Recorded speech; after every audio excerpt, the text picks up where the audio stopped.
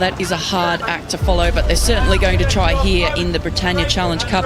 Molesey Boat Club A in the bark station on the left-hand side, and in the buck station we can see Thames Rowing Club A and their distinctive red and white trucker hat on the stroke man there, Trev Trevins.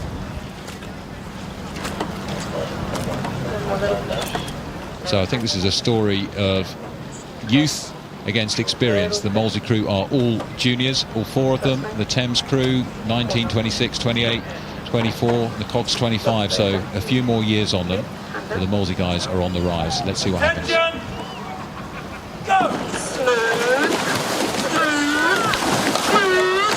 Nice composed start there, very different after seeing the eights and the fury of 8 blades. Yeah, absolutely punching that boat along. You've got far fewer people to help the boat get moving, so it does look a bit steadier off the blocks. But both of them have got away well, patiently starting. That's what you need to do, not ripping the blades through the water, but moving the boat every stroke a little bit faster, a little bit faster. They're now up to full speed. This young Molesey crew, all 4 GB Vest at the Coupe de Jeunesse last year. 3 of the 4 going off to Oxford Brookes, the programme that we've seen winning so many titles here at Henley. At the moment, the older athletes from Thames have got a little bit of an edge, I'd say. You can see that really strong style coming down from the stroke street seat. Trevana there, just looking up, looking through, looking across. But they're on terms with the young Molesey athletes right now. I was talking to Will O'Connell from the Sydney Rowing Club 4 that raced in the Britannia, but were unfortunately knocked out yesterday.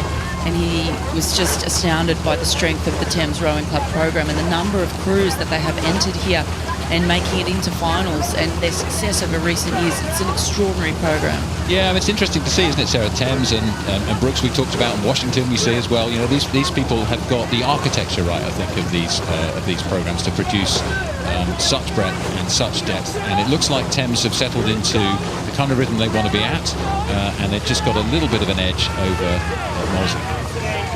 Look, the Molesey crew look nice and long, very patient. They're rowing it well, but for me, I think that what Thames Rowing Club, it doesn't look quite as nice, but that's sort of the way to row a Cox 4, isn't it?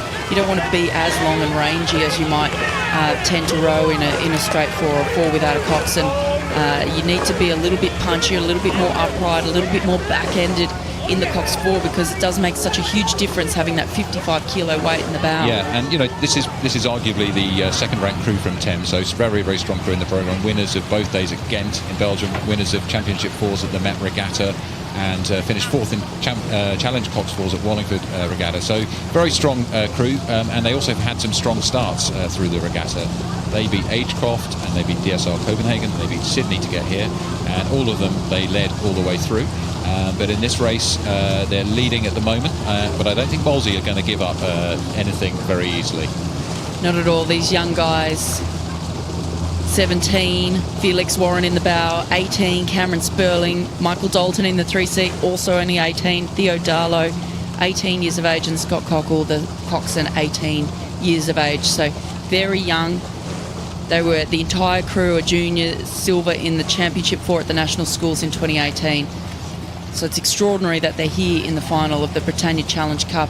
And some big scalps have gone down throughout this regatta in this event. They have, absolutely. Well, one thing's certain, you know, this Britannia Challenge Cup is a cup that's been won quite often by crews from overseas. Oslo last year, Bayer Leverkusen the year before, Sydney the year before that. One thing's certain today, that the Britannia Cup is coming home. It's coming home to the UK, and it's going to be one of these 2 crews. The Molesey crew, I saw them this morning, and they told me that they were really looking forward to racing today, and they were lifted by the other sporting excellence that's going on. And another extremely fast race here, a record time to the equal record time to the barrier. We saw a little crab there from the Thames crew, and it looks like the Molesey crew have capitalised and been able to get their bow ball just in front. Yeah, if you sniff that happening in a crew across the way, and they will have done, they will have suddenly seen the boat check, they will be pushing on as much as they possibly can. So blisteringly fast race.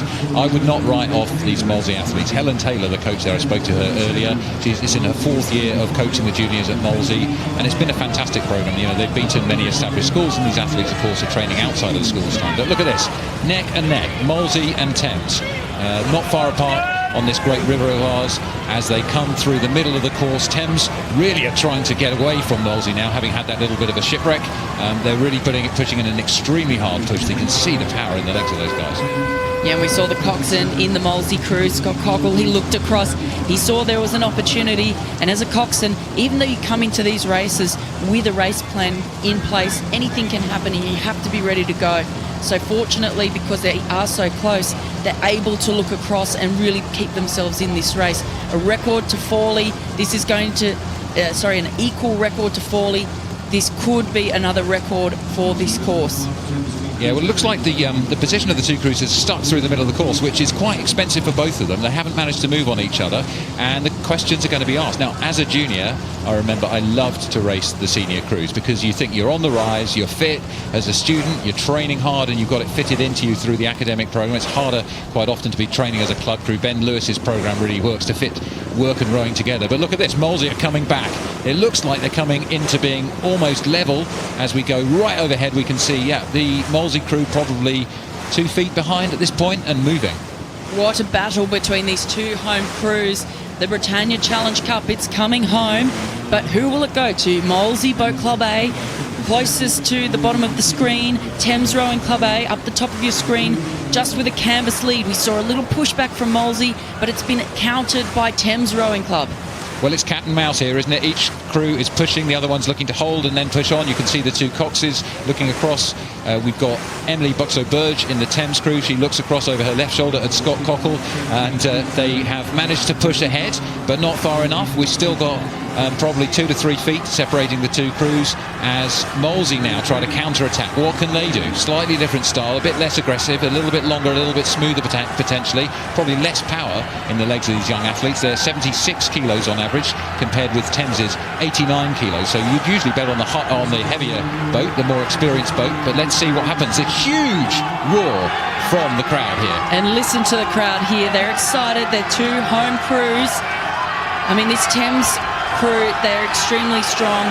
They're more experienced, they're slightly heavier. That will be an advantage as they're coming down to the line. This is cameras on the progress board. It's about 10 strokes to go. I think the Thames are probably in an unassailable position at this point, but we've seen upsets happen previously. The old Molesey legs go down, the Thames heads stay up, they look across, and it's anybody's call at this point. I think it's going to be Thames. Look over the shoulder there from Henry Jones in the bow seat, and they're delighted. What a tough race. As we see the coxswain there, Emily Buxo-Burge from Thames Rowing Club A. She put her hands over her face. She's banging the side of the boat. She can't believe that they've done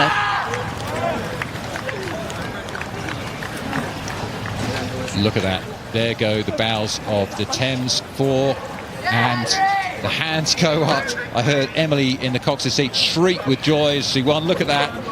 Absolute jubilation. Another Henley trophy for the Thames cabinet down there in Putney.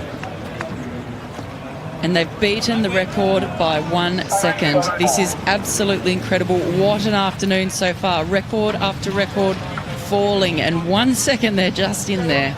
I mean, the hairs on the back of my neck are literally standing up despite the sunscreen, Sarah. It is an absolutely awesome afternoon of rowing. And there, you can see that was an expensive race. We called it for Thames there.